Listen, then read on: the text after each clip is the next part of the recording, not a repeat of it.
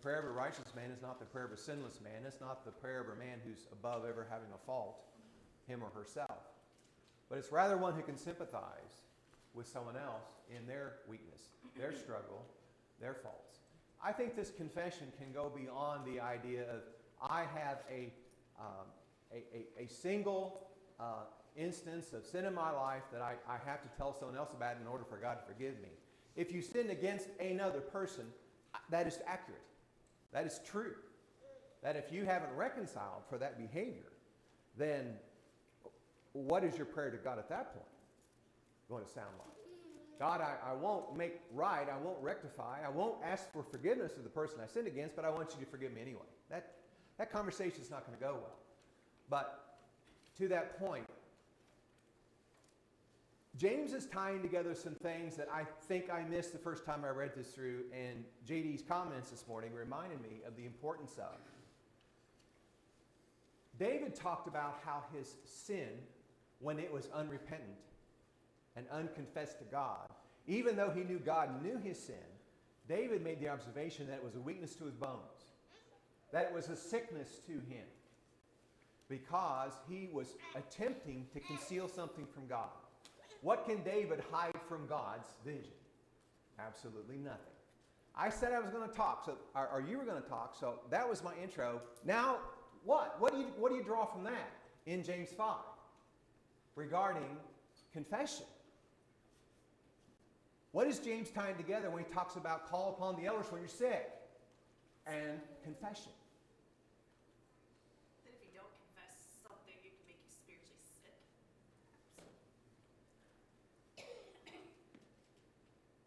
What is an unconfessed or a secret sin in the heart of a Christian? Of a true Christian? What is it? It'll eat you up. It'll just eat you alive. I was going to say poison. It's poison. It's absolutely destructive and poisonous to think that you're going to keep something from God. And the very act of calling on the elders. So, I don't think it's exclusive to elders. I believe the point James is making is find someone with confidence. Find someone who's trustworthy. And I made this point Wednesday briefly. There's got to be one or two or three people in your life that you can say, I can tell this person things that I know is not going to go anywhere, that I know they're going to hear me sympathetically. I know that they aren't going to shame me when I already have shame for the things that I'm revealing to them.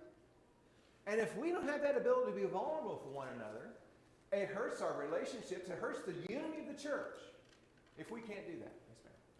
Bryce and I were talking about this the other day, and I think it would be good for elders to know their sheep well enough to know what they've struggled with in the past. That way, if someone comes to them, they can kind of have this Rolodex in their mind where they're like, hey, why don't you go talk to, because they've struggled with that too. So, I mean, just kind of being like matchmakers, like, here's somebody that you can talk to. You're saying that the shepherds ought to have a list of our favorite sins so that we know who to go to. And I agree with what you're saying. I completely support the idea that if we don't know each other, how do I know who the person of confidence is? So sometimes I go to one person for one aspect of my life, and sometimes I seek someone else for a different aspect of my life. Because I know that person's experiences are a little different. And I'm not looking for the person that's going to tell me what I want to hear, necessarily. I've said recently, sometimes you have to be the friend that they didn't know you needed. I've got two hands. Yes, sir. I think what you're saying here that I want to make explicit is that this is not just an instantaneous thing, but this should be a way of life. Correct. Confession. And the way that's been helpful for me to think about it is that I need to tell on myself even for the small things to make that a regular exercise. And with what you're saying about kind of the trusted people, if you even look at the life of Jesus, he had, the 150, and then the 12, and then the 3. And I think that's an example right there. That's a great point. So there were levels of relationship that Jesus acknowledged, and that's okay. And I said, I won't necessarily go to everyone in this room to tell them. And that could be a reflection of our relationship and its weakness. It could be that I sense that there is a characteristic of you to go and want to tell things you've heard. And so maybe I don't have the confidence in you. I can be in fellowship with you, but that doesn't mean you're going to know every secret of my life. And that's to our hurt that we don't have that with everyone, but I agree with Ethan. JD made the point on the radio, I don't know when he said this, recently probably, but he said, even when you are 99% sure the conversation won't go well, you still do your part. And if you've got something you need to take to someone else because of their action or their behavior, and you're just pretty certain it doesn't go well, you do it anyway. But he said in terms of confession, if you seek someone out, and that conversation doesn't bring you the healing and support and sympathy and truth that you need to hear, then find someone else to place your confidence in and move forward. Andrew. Kind of going off the idea of the Rolodex, I think I also agree, I think it's good to know each other enough to know who is a good help, who can I talk to, who can I trust on different issues. And of course, we're not saying that we need to know everybody's dirt and that elders need to have, blackmail material on every person in the church. That's not what we're talking about. And I think what that made me realize is that there's different kinds of confession.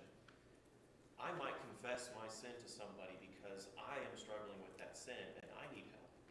In that situation, I'm probably not someone, I may not be in a situation where someone should be turned and steered my way because I'm struggling myself and I may not give good counsel because I'm not yet out of that pit, whatever it is. So there is confession for the purpose of seeking counsel and seeking help, but there's another form of confession which is something that maybe the person who is doing the confessing feels that they have a better understanding of, and they are in their heart prepared to help other people. And that might be the kind of confession that sounds like, I've been down the same road as you, or I have dealt with this before. I have these thoughts from time to time. I have these questions from time to time. And sometimes you hear people when they're giving a lesson say something to that effect. I'm not saying this because I figured this all out. This is something that I need as well. But that openness to say, even though I'm teaching a lesson on this subject, I'm not the perfect authority on it. It just displays a part of wanting to help on the part of the one who is confessing. So I think sometimes there is seeking help when one is confessing, and that is good and that is necessary. And sometimes there is a desire to offer help, and that's why we confess. So there's different kinds of confession, I think. That is an excellent point as well. You put people in a frame of mind of being relaxed around you. I've been accused of being intimidating sometimes. I don't know why people say that. But I've been accused of being a little intimidating and unapproachable. So the more I'm able to say, I also know how you feel, I can sympathize with you. And I'm not telling you that I've necessarily conquered the same fear or the same concern that you have. This may be an ongoing thing and I'm still working on it. Andrew's right. If you've got someone who's in the throes of something, it can be, and I've seen this done, where someone seeks out for support and confession those that they believe are going to take their side on an issue. And that can be damaging also. This is again about human relationships. That's what James is talking about. And it's tough and it's complex. It's complex because we all have our way of seeing the world. We all interact differently. We all have certain layers to the onion. And James' admonition is, when you find that resource that you need as a Christian to be sharing with and to be vulnerable with and to be open with, you need to hang on to that. And you need to utilize that. And you need to put that to good work. Yes? Yeah, you mentioned David. David said, I have sinned. King Saul said, I have sinned. Prodigal son said, I have sinned. Judas said, I have sinned. See, Achan was stoned and burned after he said that. King Saul committed suicide. Judas committed suicide. The prodigal son and David come out right. Well, so confession can take a good path and it can take a bad path. With Judas, his confession was, "I have sinned," but he didn't see the opportunity for restitution in his life. He decided his sin was so monumental, and it was monumental, betraying the Lord, that there was going to be no hope for his soul, and he dashed himself because of it. But that's not the confession we're looking for. We're looking for the one that brings healing, according to James chapter 5. We're looking for one for those who are sick to the bones are able to be restored. Paul would say that takes godly sorrow, which leads to repentance. Exactly. So there's two types of sorrow. There's worldly sorrow and there's godly sorrow. But I mean, we've talked about the Rolodex and those ideas, and the fact is that people who have had those experiences in life have a level of empathy that is helpful to people who are going through those kinds of things. But unfortunately, we can't necessarily always find somebody in our immediate church family who's gone through that.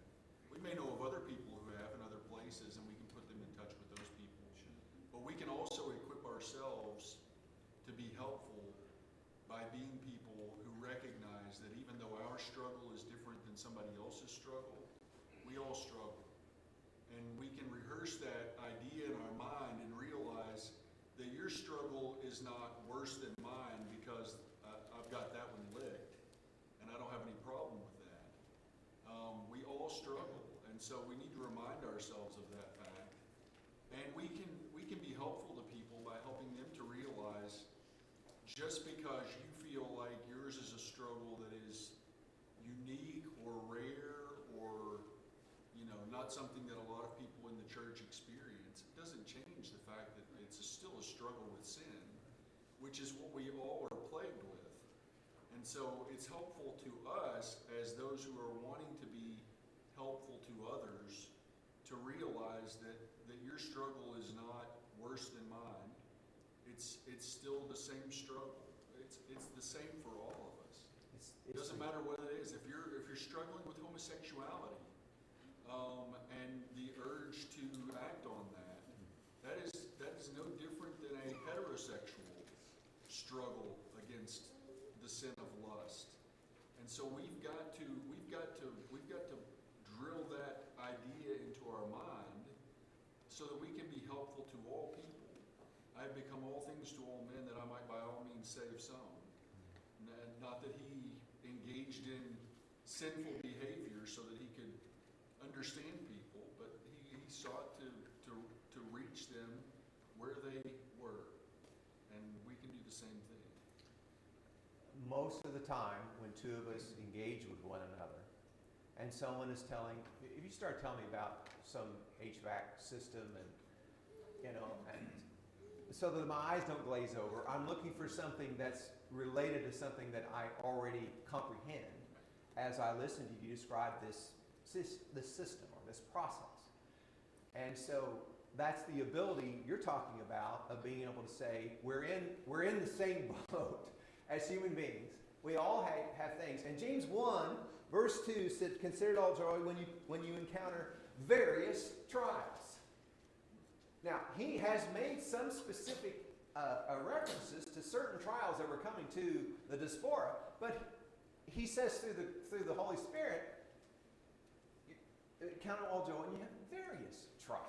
And I think that goes to what you're saying about that makes us more well-rounded when we have those conversations that are difficult and more intimate and more revealing and more putting ourselves at more risk of harm.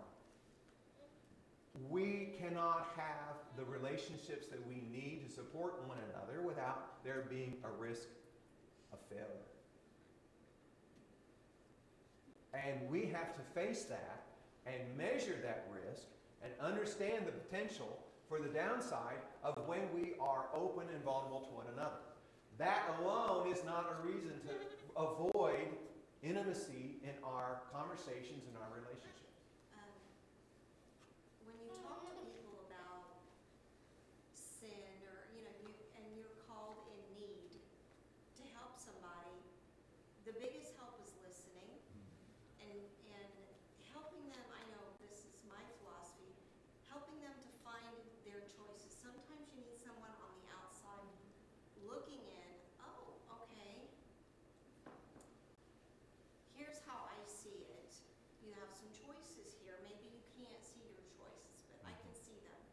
you know, A, B, and C. You can do this, this, or this, and those are what I see that you can do. If you need guidance, I'll be with you. Sometimes it's just holding your hand and just helping to get to the right path. Yeah. I've been in congregations where you can stand up and confess, hey, and this is going on. They will make fun of you. They will talk about you behind your back, and they will consider you weak. So I know Jesse and I, every once in a while, we'll just look at each other like, yeah, you know, because this is, you know, this is a private thing with us, and we have a lot of PTSD regarding that. And a lot of times it's like, would you? No, you know, that type of thing, because we were not given the right guidance as younger Christians to grow, you know, as we were growing. So as older grown up, I don't say mature, because sometimes we're not mature, but sometimes it's just that active listening. It's okay to listen, and you don't have to tell anybody else about it. It's between you and me. Here's your choices, and if you need me, phone a friend. I'm the friend to phone. So it's just that accessibility. You know, I like that accessibility, you know, just in case something's going on. We're there for you. You remind me, I appreciate your comments. You remind me of something, Harry, about confession, and that as I was thinking about this, I was raised Catholic, so I mean, it's, oh, you're all about confession. yeah. Sometimes when we confess, we may confess something about ourselves and about our nature. There may still be something below the surface that we're not yet ready to talk about. And depending on how that prior conversation went, we may never feel at ease to go deeper and get down to the root of what it is that concerns us. And we've got to be very careful, to your point, about how a person reacts to that vulnerability. If you shut them down, if you shame them, if you talk about them behind your back, you're never going to get to that conversation that still needs to happen.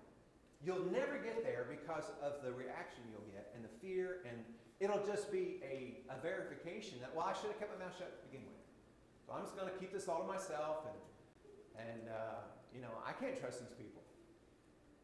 What a sadness to think you can't trust. I mean, that's what families are for, is finding a safe place to trust people. Paul? Brother made the comment about being the kind of person someone can approach. Part of this is a skill set. You may have to learn. Because there's a natural tendency in us when someone starts talking, to start talking back instead of truly listening. Learning a skill set of listening. Some comes natural to some people. Most of it doesn't. For most of us, it doesn't. We've got to learn that. To really hear them out. Not be forming in our head. You know, we're half listening to them, half thinking about what we're going to reply with. To truly listen is a skill we need to develop. Being a class teacher is the one caveat, because you got to keep the conversation going. So sometimes you are going to kind of like thinking ahead, but in terms of one-to-one conversation. So as recently as in the last 14 hours, let's say, I had a conversation where someone just listened to me talk for, I don't know how long I droned on.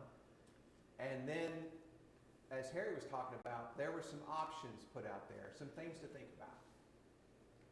But there was a lot of good, hard listening and attention paid to understanding what it is I was trying to convey before there were any suggestions offered. And they were offered in kindness and in love.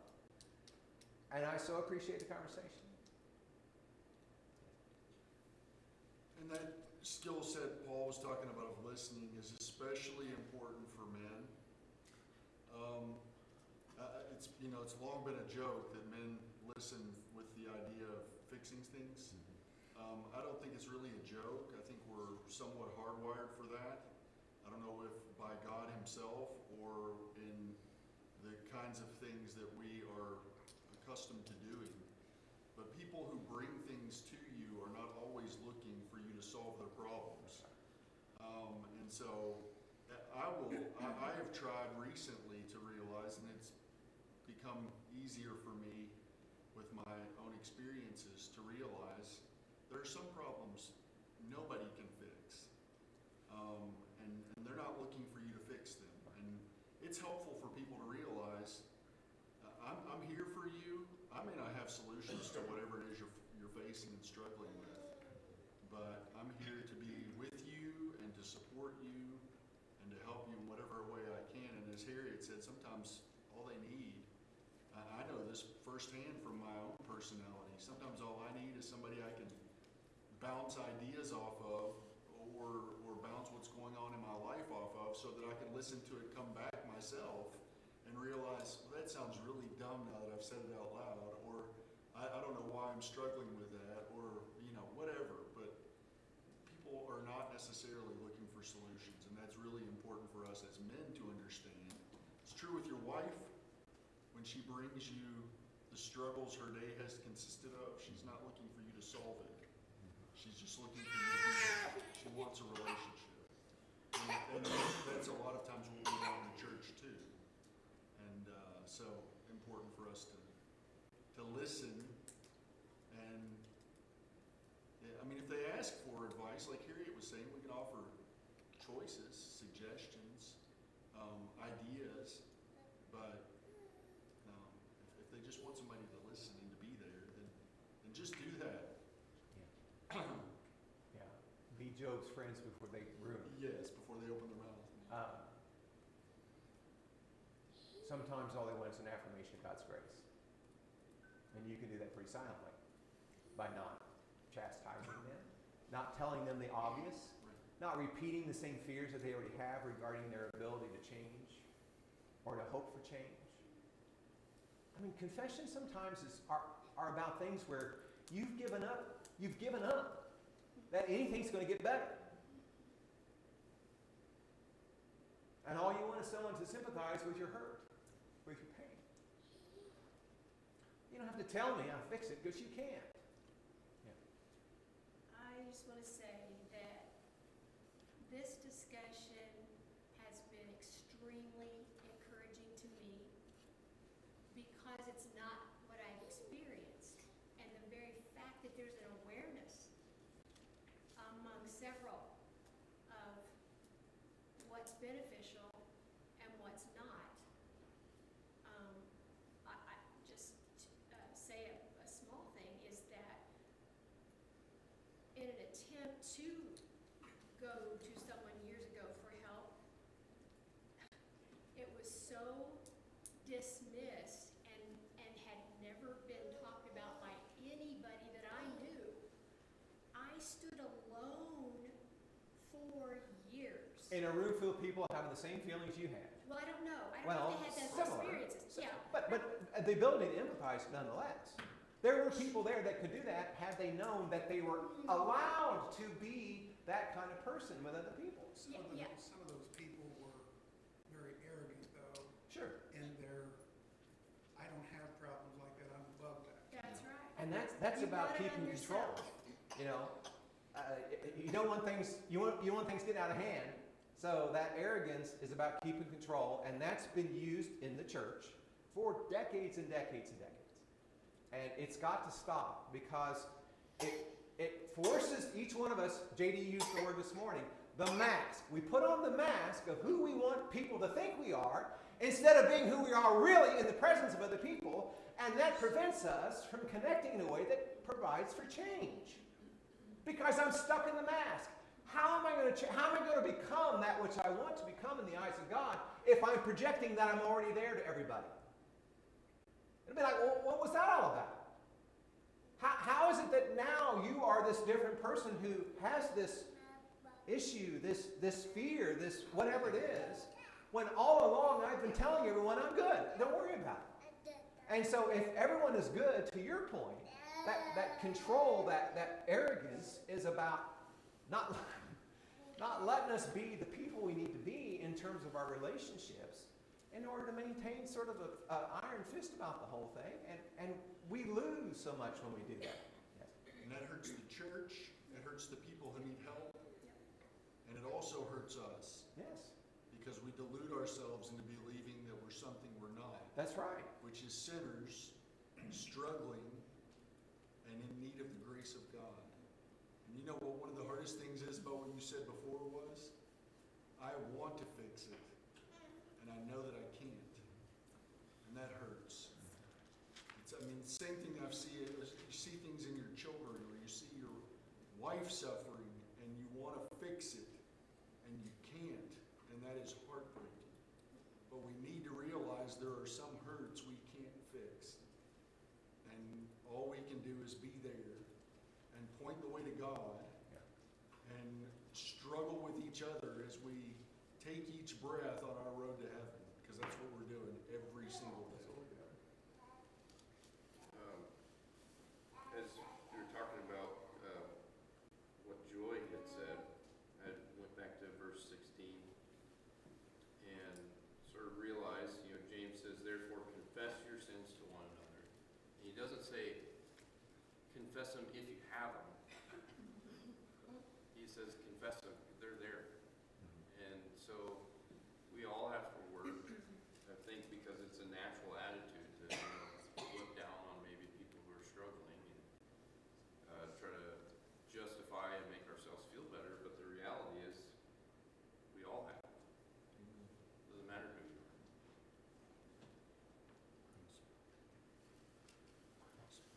We need to stop looking at each other like, this is going to sound like a weird term, but I think a lot of times we treat each other as coworkers. We see each other at church, and that's who we are to one another.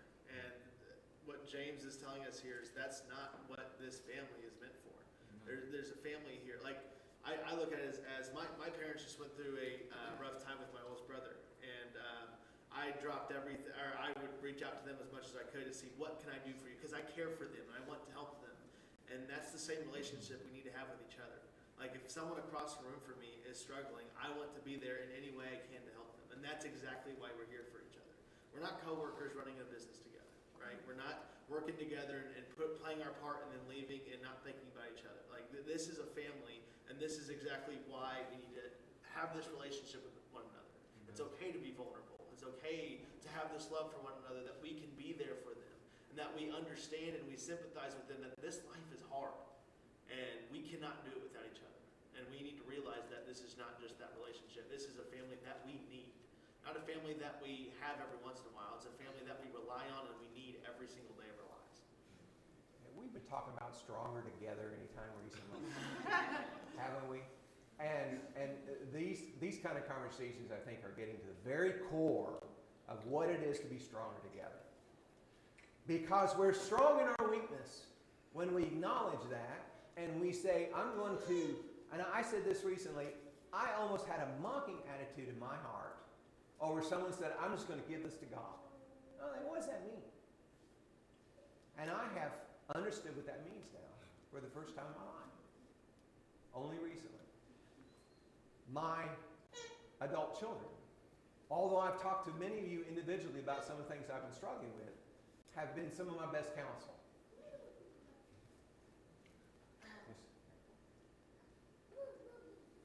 One of the first things when someone, it's old school, you have made your bed, you're gonna lay in it, and it's so much more complex than that. And then we do have that attitude of helping, and it's one of those things that sometimes just sitting and listening is the best help. And helping them see their choices, but opening the conversation is you're brave because you said something. It's been on you such a long time or a short time. You're brave. Give it to me, I can take it, that type of thing. We can talk about this, or I can listen about it. And then I always tell people, if you want to be that listener, asking questions with clarifications.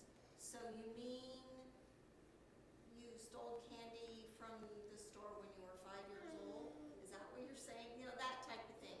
Those active questions that you can ask just for clarification. And the end of the conversation should say, I love you.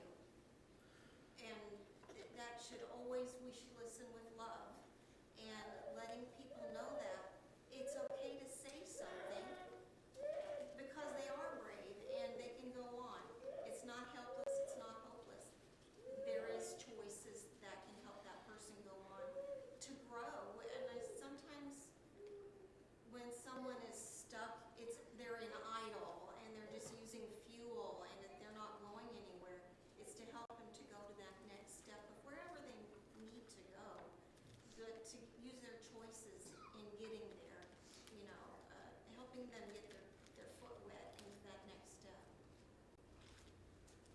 no one should ever, you can just make your choice and just deal with it. That should not, that's so mean.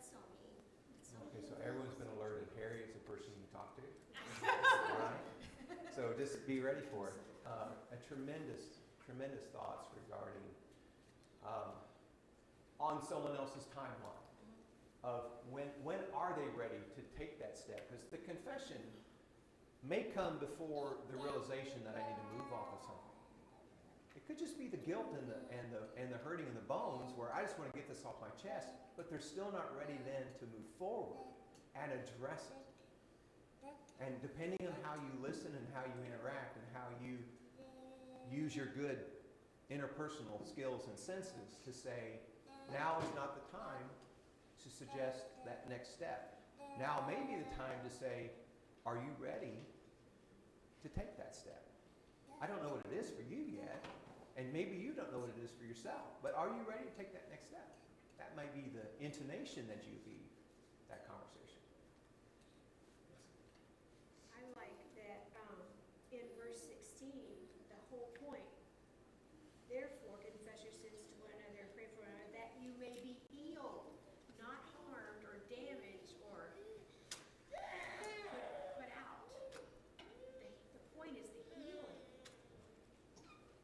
These trials, these things that are facing the church, the diaspora, the faithful Jews, are externals. And they're at the hands of evil. They're at the hands of Satan that things are coming. There are judgments of God where he's using unholy, unruly men to fulfill his purpose. People will, as Andrew was talking about the other day, people will get swept up in judgment. Things are not going to look right. Things are going to look unfair. We have got to be so careful about our confession to one another and appreciating that I don't know everything about you to give you advice. There was an older friend of mine who, within the last couple of months, made the statement, well, if they didn't tell me about this, they wouldn't have told me if they didn't want me to make a comment about it. And I had to say, that's not the case all the time. You're reading into that they wanted your opinion. Maybe all they want to do is for you to understand how they're feeling. I have heard now recently someone tell me, I have felt as I have been heard.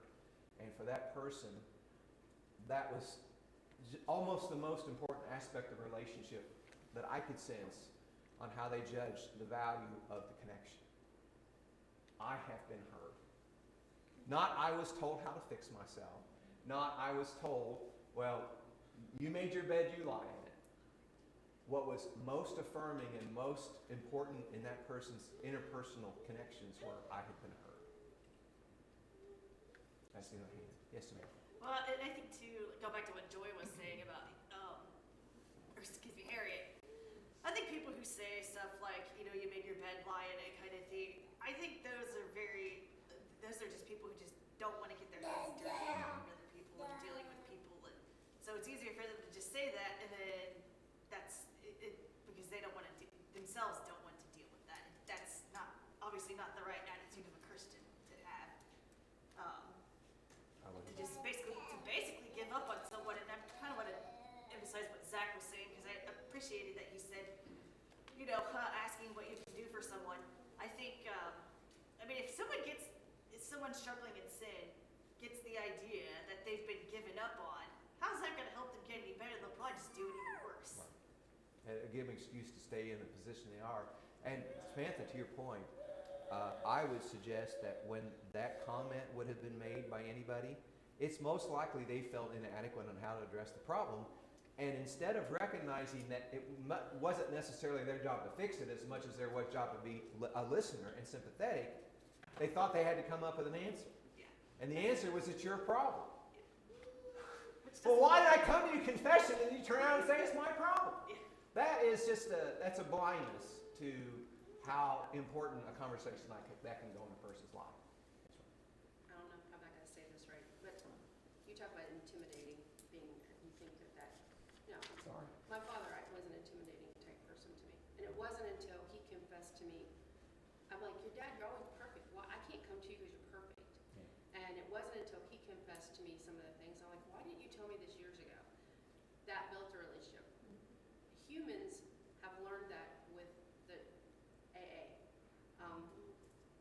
use that as a healing. They use confession, they use that they go up front, they confess their sins to one another, they have camaraderie.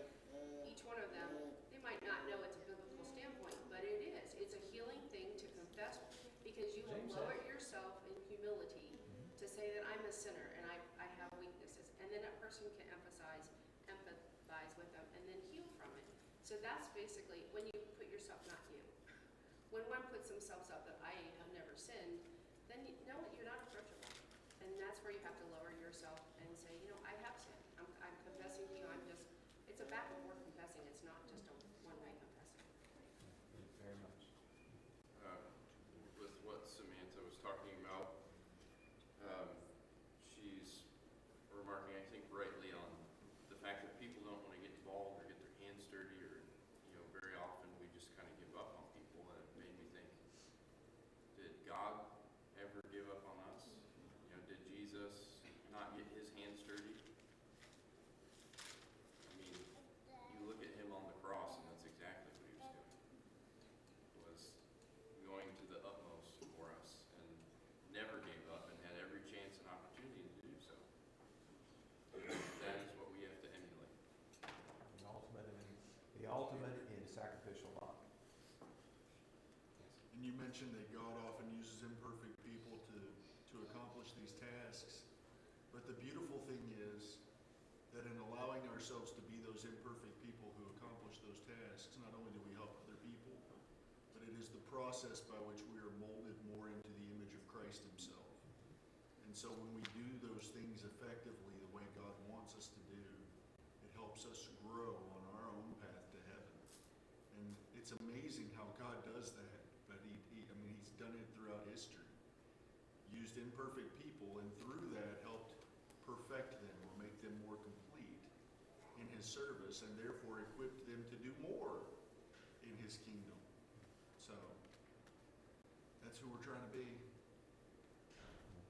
I have sensed that, in that when I get my stupid mind off my own problems, I started to see that other people need help too.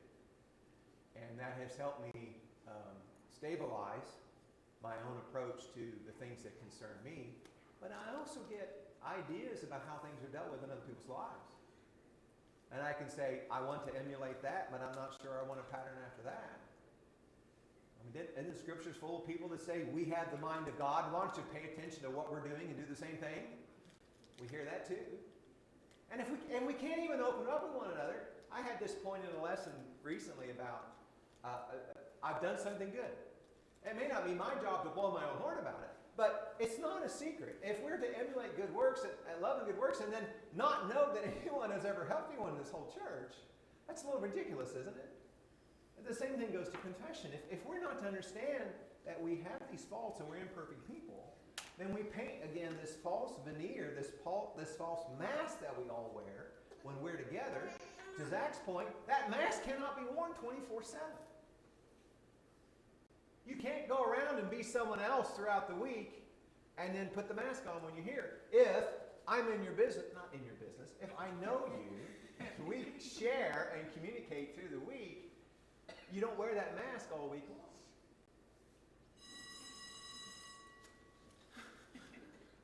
Well, I was going to finish James chapter 5, and now I'm beginning to wonder. But there's still a couple of good nuggets in there still. This has been such a blessing to me, your conversation this morning. I hope that you have felt the time well spent. I hope you see the passion by which people shared their ideas on confession this morning. Appreciate the class.